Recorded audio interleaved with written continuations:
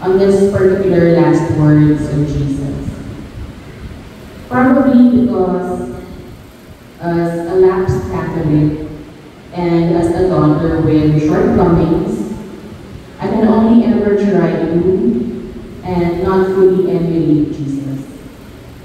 I'll introduce myself first.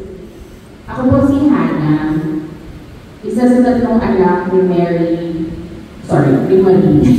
and then Garcia. Si Tita Marie and Tito Lenny po, ang dalawa sa mga pioneer leaders ng St. Joseph Church and Community. Kung kilala or natatandaan niyo po si Tito Lenny, yung papa ko, siguro po ay may tinitig na kayo ng maintenance na dapat ngayon. So in short po, matatanda na po tayo. Matatanda, pero yun naman. So, mapapansin po natin in Jesus' last or third last words na, "Woman, behold your son, and behold your mother." There are three characters apparent here.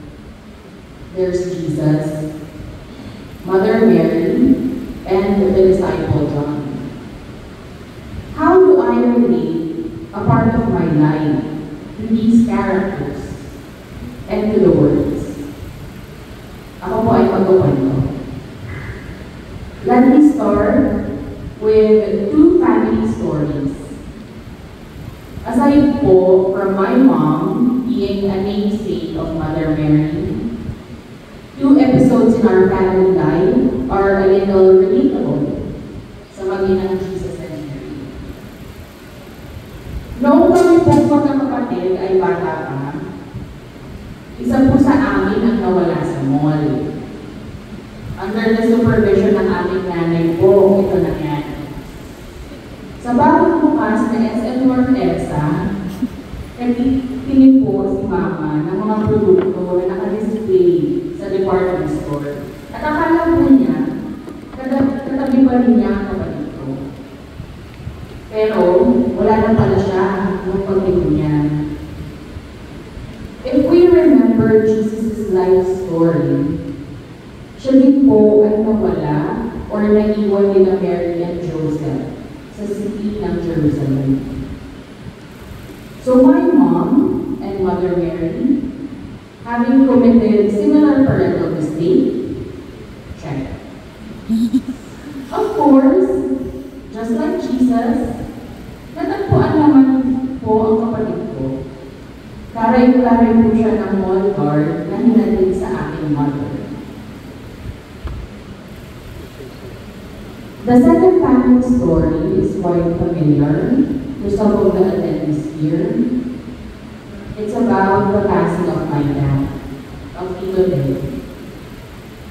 My papa had leukemia and passed away 18 years ago. Our family had it pretty rough during Papa's sickness and eventual passing. The hardest part for us was the grieving period.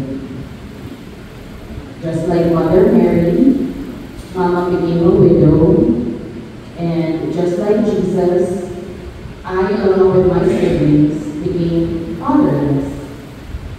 So, as similarity na naman sa maginang Jesus and Mary, check. Now, this next story that I will share is about a cross that I bear.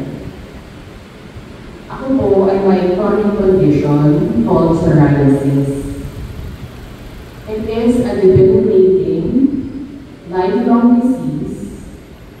have for 26 years now. Marami pong triggers ang psoriasis. One of them being depression. Nung namatay po ang papa ko, napakalala po ng depression ko. I was rotting away in bed during those times. The depression exacerbated my psoriasis, and it took a toll on my mental well-being. My mom, bless her heart, didn't know how to reach out to me when I became closed off. And of course, she had her grieving self to attend me during those times. One day though, she emailed me a PDF of prayers and Bible passages along with a short message.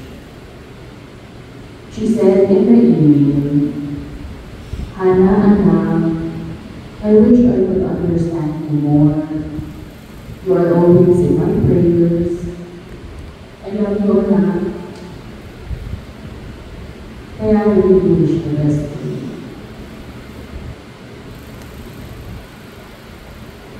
Fast forward to the present. I still have psoriasis. I still have depressive episodes connected to the condition. Living and living po with the condition most of my life. Minsan nakakapanghinaan din po talaga ng loob to survive. One worst episode came just a couple of years back. The worst relapse of my psoriasis happened.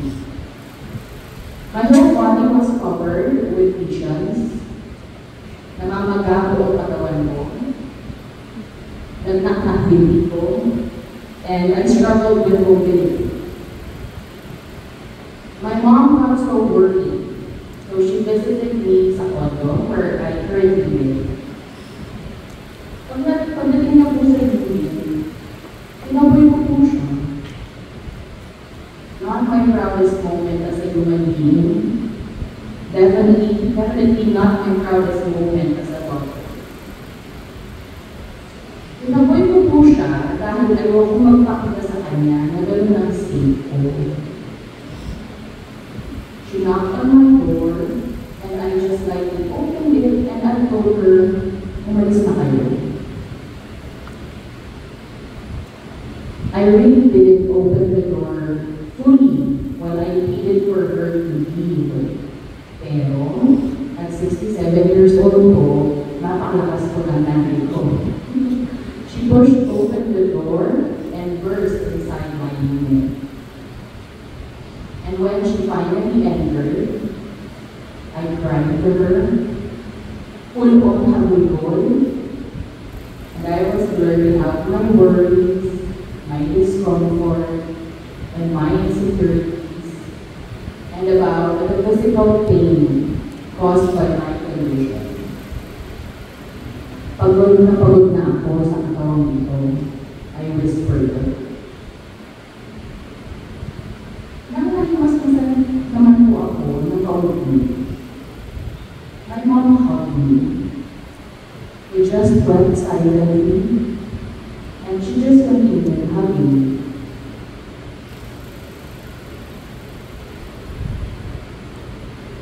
Jesus knew about his death, and he eventually made peace with his destiny. He accepted the suffering and pain and torture leading to his destiny. And when he was nailed to the cross, he looked down to see his mother weeping. Hindi niya napigilang mag-worry. Hindi niya napigilang maging concerned for his mother. Na nakikita siya in agony. Na nakikita siya na mawawala.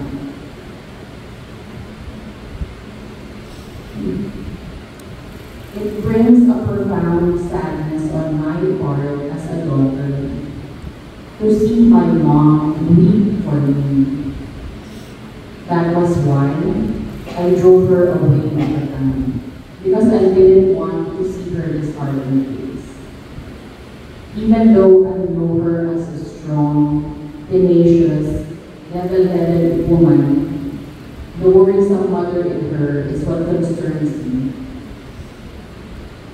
Much like Jesus' worry for her surviving mother, I am always worried about how my mom would feel seeing me in a prevailing physical suffering.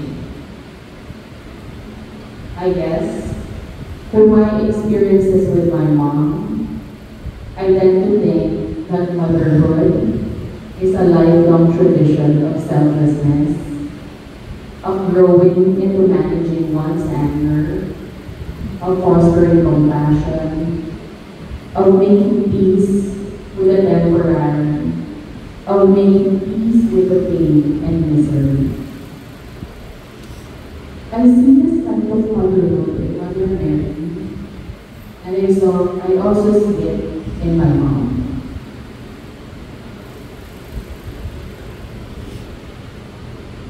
Growing up po, ang palagi po ang bibig ng nanay ko, paano kayo pag wala na ako? Or, kawawa kayo pag wala na ako? And sometimes, I jokingly answer her, and iiyak ako.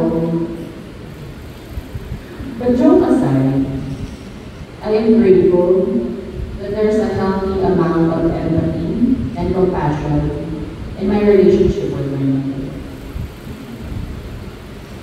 Our mother-daughter relationship is never perfect.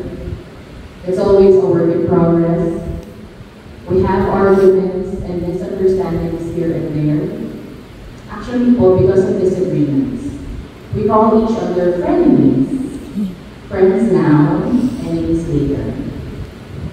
I strongly believe though that our dynamic is worth it, and I wouldn't have it any other way. Sa pagtanda ko po, I sometimes question myself, paano kaya si Mama pag ako lang na sa kanya? So I share myself answer, and iiyak siya. But seriously po, I consider myself lucky to have known and to have grown up in this community. When my dad passed away, I witnessed the love and support given by the St. Joseph community, along with Alagad Maria, para po sa papa. To this community, I greatly appreciate all of you. Love na lang po kayo ng mama ko. Especially po, I have to mention the parochial ladies. This whole church community po reminded me of John the disciple who was cradling Mother Mary at the foot of the cross, and whom Jesus loved. I am confident po that if ever I pass before my Father, she will be taken care of not only by my siblings and my mom's business, but also by this beloved St. Joseph community. Kayo po ang disciple John to my mom. To end po, I pray for all the children here, ang mga anak, young or adult man, to have healthy relationships with your parents. And I pray for all the parents here to have a deeper understanding of their children as individuals navigating the world. I pray the parents foster the healthy relationship with their children.